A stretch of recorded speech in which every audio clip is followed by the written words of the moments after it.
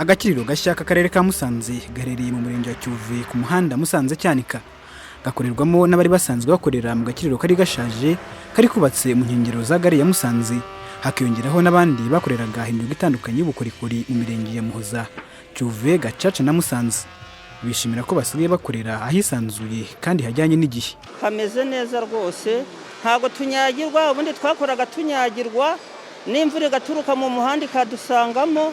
Nubwo hepfo twakoraga ntago twisanzuraga neza, kubera ko n'amaseta yari matoya, waba ushaka no gukora ibikorwa ngo byagure ukabura aho byagurira.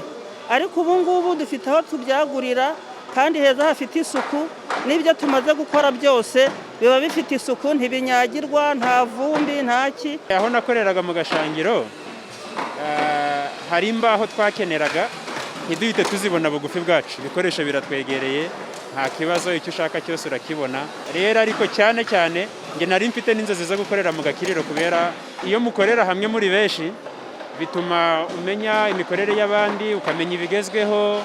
Naho iyo ukora wenyine hari ubwo uyibwira ko ukora byiza kandi hari abandi bakora byiza kukurusha.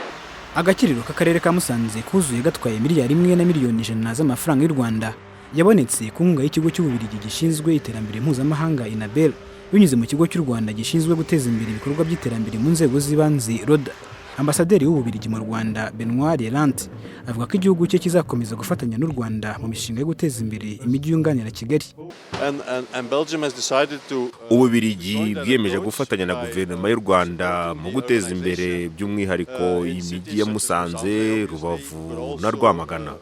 Uyu mushinga w'Agakiriro ka Musanze uri mu cyiciro cya mbere cy'ubufatanye, kuko turacyahafite gahunda yo kubaka ikigo cy'urubyiruko, isoko n'indi mishinga.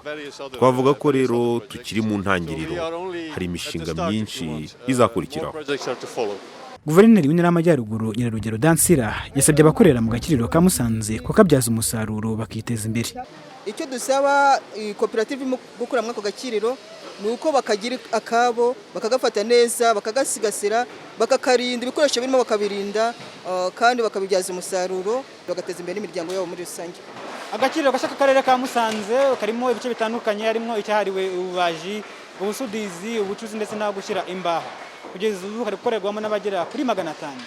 Patience Ishimwe, Televiziyo y'u Rwanda i Musanze.